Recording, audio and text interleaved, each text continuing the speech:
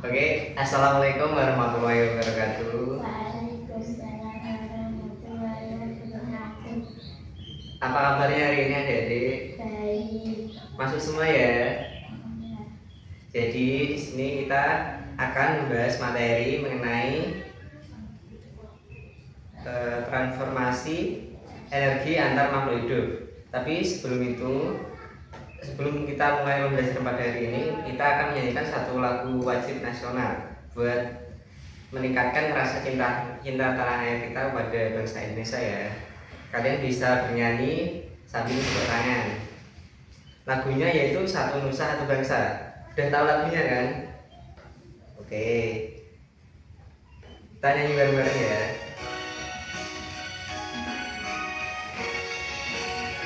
Sambil tepuk tangan gak apa-apa. Satu Nusa, satu bangsa, satu bahasa kita.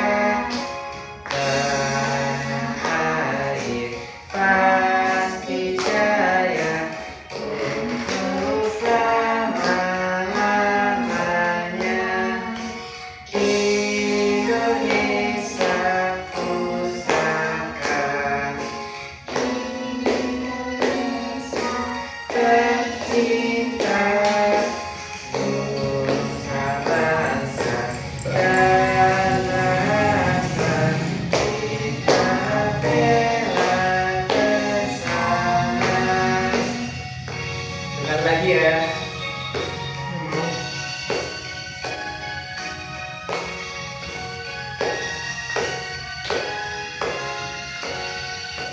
Satu nusa, satu bangsa, satu bahasa kita. Tanah air pasti jaya untuk selama-lamanya. Indonesia pusaka, Indonesia tercinta, nusa bangsa dan rasa kita bela bersama. Terima kasih sudah. Oke, sudah. Sebelum kita masuki materi pada hari ini, ada baiknya kita basmalah bersama-sama dulu ya. Bismillahirrahmanirrahim. Karena topik materi kita hari ini yaitu proses transformasi antar makhluk hidup dalam suatu ekosistem. Jadi tujuan pembelajaran yang nantinya pelajaran yang nanti akan kalian dapat yaitu meliputi yang pertama, nanti kalian dapat mengamati dan juga menyimak berbagai makhluk hidup di lingkungan sekitar untuk mengenali adanya hubungan saling ketergantungan antar makhluk hidup dan juga lingkungannya. Kemudian yang kedua, kalian dapat membaca dan menafsirkan teks atau gambar tentang rantai makanan, jaring-jaring makanan untuk memahami proses transformasi energi dan juga materi antar makhluk hidup. Kemudian yang ketiga, serta didik dapat menganalisis dan menjelaskan peran produsen, konsumen, dan juga pengurai dalam menjaga keseimbangan ekosistem. Kemudian yang keempat, kalian dapat menyajikan hasil pengamatan atau diskusi tentang transformasi energi antar makhluk hidup dalam bentuk laporan tertulis, presentasi, maupun poster kreatif. Dan yang terakhir, kalian dapat menunjukkan sikap peduli, tanggung jawab, dan juga gotong royong dalam menjaga kebersihan dan keseimbangan lingkungan sekitar sebagai wujud iman dan akhlak mulia terhadap ciptaan Tuhan. Kalian di sini sudah pernah melihat pohon jati belum? Pohon jati atau ini deh yang di samping kita ini kan ada padi kan. Jadi kalau kalian lihat padi, kalian pasti pernah lihat di padi itu ada yang namanya ulat. Ya. Nah, ulat ini nanti siapa yang makan ulat ini? Padi kan dimakan ulat. Iya kan? Yang makan ulatnya itu siapa? Burung, iya kan? Burung pipit atau burung gereja gitu kan. Nah, burung gereja ini juga nanti sebenarnya akan dimakan oleh yang namanya burung elang, iya kan? Nah, burung elang ini nanti setelah dia mati, dia akan terurai oleh yang namanya bakteri atau jamur yang akan menguraikan dari si elang ini. Nah, jadi apa terkaitan dari padi, dari ulat, dari burung, kemudian ada elang, kemudian dia diuraikan, itu ada yang namanya transformasi energi. Transformasi energi ini adalah proses perpindahan dan perubahan bentuk energi dari makhluk hidup ke makhluk hidup yang lain. Di dalam ekosistem, energi ini tuh nggak pernah hilang, melainkan terus mengalir peristiwa dimakan dan juga dimakan. Jadi yang tadi padi dimakan ulat, kemudian ulatnya dimakan burung pipit ini, burung gereja dimakan lagi sama burung elang.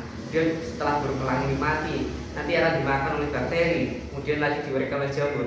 Jadi peristiwa ini itu terus menerus akan berulang, entah itu di padi, entah itu di pohon jati, entah itu di apapun itu. Kalau di pohon jati juga sama, misal pohon jati daunnya gugur, daun gugur nanti akan dimakan ulat, iya kan?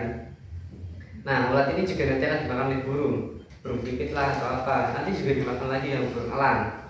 Setelah itu setelah elang mati, dia akan berurai lagi, mayatnya dimakan oleh jamur, oleh bakteri. Jadi proses dimana makan dan dimakan ini itu namanya transformasi energi, yaitu yang akan terus berulang selama kita hidup gitu. Nah, di dalam untuk memahami hal tersebut secara lebih jelas, ini ada yang namanya piramida makanan. Kalian bisa lihat di sini. Yang di bawah ini ada pohon jati, yang kemudian kalian bisa menafsirkan diri pohon jati atau padi. Untuk urutan yang terbawah itu namanya produsen. Kenapa disebut produsen? Karena dia itu menyimpan energi yang sangat besar. Kalau nggak ada produsen, nanti ulat ini nggak ada juga. Jadinya disebut produsen karena ini itu memiliki energi dengan jumlah yang besar. Kalau ini nggak ada, maka hewan-hewan lain juga akan terpengaruh. Kayak ini pohon jadinya nggak ada, terus ulatnya makan dari mana? Kamu tahu nggak dari mana ulatnya makan? Nggak tahu kan? Nanti juga berpengaruh ke ini burung. Kalau ulatnya nggak ada karena dia nggak dapat makanan dari padi, nggak dapat makanan dari pohon jati, terus dia ulatnya berkurang habitatnya. Terus ini burungnya makan apa? Nggak mungkin kan makan manusia, ya kan? Jadi di dalam piramida ini itu saling keterkaitan dari satu sampai lain. Kalau ini nggak ada, maka akan mempengaruhi kehidupan dari yang lainnya.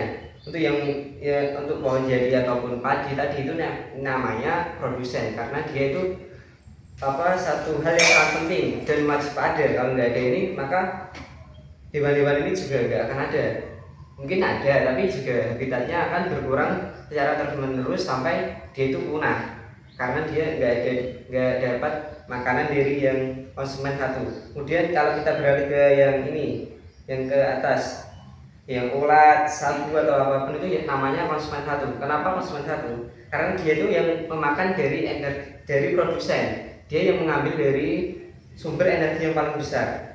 Contohnya tadi, ulat memakan pohon jati, ulat memakan tanaman padi. Jadi dia yang makan dari sumber yang pertama. Kemudian kita pindah ke yang kedua. Ini ada yang namanya konsumen dua. Kenapa disebut konsumen dua? Karena dia setelah tadi padinya dimakan ulat ini dimakan lagi sama yang namanya burung pipit ini tadi ya. Jadi disebut konsumen dua karena dia sudah melewati dari yang produsen dan juga konsumen satu. Kemudian dari ini juga dilanjut lagi konsumen tiga. Bisa dibilang juga konsumen puncak, karena dia yang akan menjadi raja, ibaratnya gitu. Dia yang akan memakan semuanya, karena setelah ulat dimakan burung pipit, nanti akan dimakan oleh elang gitu. Dasar piramida tadi itu kan kita sebut produsen.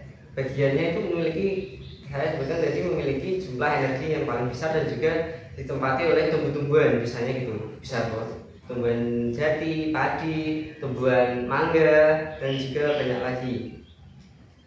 tingkat kedua atau konsumen 1 itu biasanya ditempati oleh hewan yang memakan tumbuhan atau biasa disebut juga dengan herbivora. Kamu tahu gak herbivora itu apa? Hewan memakan tumbuhan, ya. Itu masuk di tingkat kedua atau konsumen 1. Kemudian di tingkat ketiga atau konsumen 2 biasanya itu diisi dengan hewan pemakan daging atau disebut dengan karnivora. Dan puncak piramidanya yaitu bagian paling atas dengan jumlah energi terkecil ditempati oleh predator, bisa elang, bisa ular sawah. Nah, itu kan misal kalau padi tadi bisa ada ular sawah juga kan.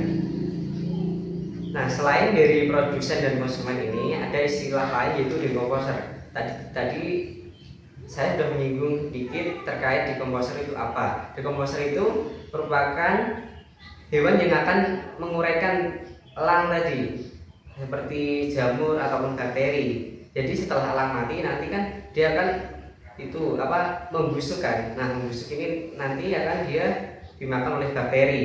Bakteri ini kemudian nanti akan ada jamurnya juga. Itu. Jadi setelah ini kalian nanti bisa sedikit pengamatan keluar, lihat di sekitar sini kan ini ada sawah, kalian bisa mengamati apa sih yang ada, transformasi yang ada di sekitar kita ini. Kan ini ada padi, kalian bisa mengamati keluar nanti ya. Tapi sebelum itu kalian bisa mengerjakan ini soal terlebih dahulu ya. Bisa diisi nama, sekolah, juga tanggal kalian mengerjakan. Cuma bilang dulu nggak apa-apa. Nanti yang lain tak isi dulu.